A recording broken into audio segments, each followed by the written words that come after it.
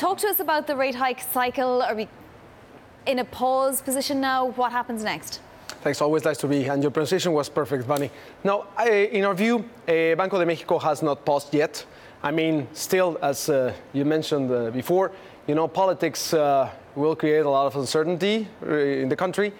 This is a welcome uncertainty. We welcome that democratic uncertainty because, it means that we're a democracy.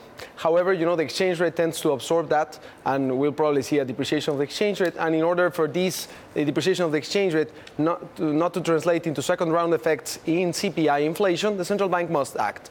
So actually, we're expecting 2 more hikes of 25 basis points before the election. That will take place on July 1st. And I should mention that you worked at the Central Bank of Mexico, so you know the operations extremely well from the inside. Right now, US dollar Mexican peso is at 18.52.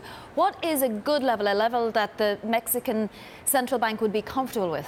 Well, there's no level since we have a flexible exchange rate. However, it's more the trend. Right now, the trend has been appreciation, so it's good. Nevertheless, markets tend to start to be concerned about an election in emerging markets 3 or 4 months prior to an election. So this means that probably the exchange rate will start to reflect that in April and May. So in that context, that's when we expect the Central Bank of Mexico to hike rates again. Not just that, though, but NAFTA negotiations or renegotiations are underway, and they're a big unknown as well.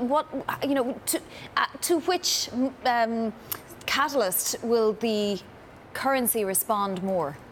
Well, right now, I think elections.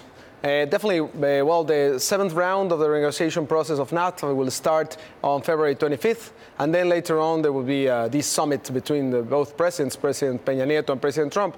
Nevertheless, since January 11th, when the Wall Street Journal published an interview with President Trump in which he said that they will probably postpone, the negotiation talks until the election, then I think market participants are calmed down a lot with respect to NAFTA, and the current risk that they see and they ask us is about the elections.